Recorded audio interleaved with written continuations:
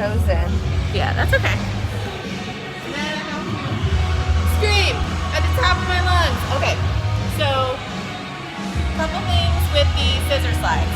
The feet are gonna be all the way down and just like touching the floor and relax. They're not really trying to work that hard.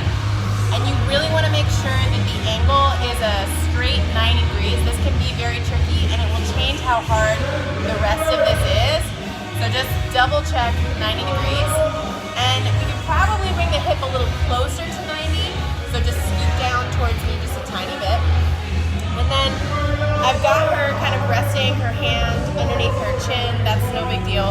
But then this hand in the front is supposed to kind of act as a block and a cue, because what we're trying to do is to get all of our motion to be at the pelvis relative to the femur. So we don't need the torso to be like doing any of this like smushy leaning stuff. So now what she's gonna do is try to bring this knee as far forward as she can of the bottom knee without moving here, which is really hard. And then she's gonna try to bring the femur all the way back in the back of the socket, again, without just leaning back to get there. I'm gonna go through nice and steady and slow. It is important that she's keeping this like very slow tempo, basically so that we can really feel out the ranges.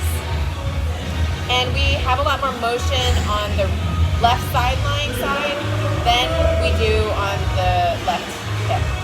So that is one of the reasons that in the programming it will be right side lying, unless for some reason we want to just feel what like a better motion would feel like, then you can totally do left side lying as well.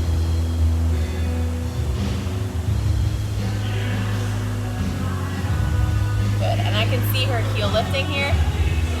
Don't do it. I know it's hard. Yeah, and you can feel the block that creates, but that's not a bad thing. We want to really feel that the pelvis can move relative to the foot, right? Okay, good. Go ahead and come up.